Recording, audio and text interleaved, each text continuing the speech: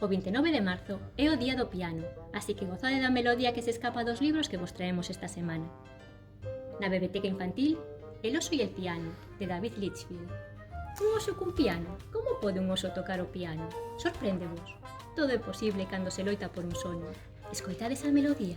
Soa ben, non si? Na sección xuvenil, La música e los instrumentos, de Editorial S&M. Un libro interactivo para descubrir os instrumentos musicais que fabricou o home ao longo dos séculos. Poderedes mesmo levantar a tapa dun piano de cola para ver como se dispoñen as cordas no interior da caixa. Na sección de adultos, Autorretrato con piano ruso, de Wolf Wondrachek. Acode aos encontros cun bello pianista ruso esquecido e entra nesta novela magnética sobre os vaivéns da vida e o poder da música. Entre os libros de non ficción, Método completo de piano, guía práctica para aprender a tocar el piano con soltura, de Terry Barrows. Algúna vez pensastes en aprender a tocar o piano? Pois aquí traémosvos un curso audiovisual que vos ofrece toda a teoría e os consellos necesarios para aprender a tocar o piano. A que estedes esperar?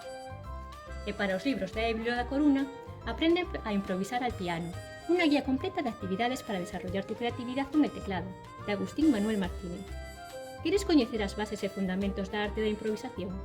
Neste libro atoparás unha gran cantidade de xogos, exercicios, suxerencias de actividades e ideas para desenvolver e mellorar a túa creatividade musical cun piano.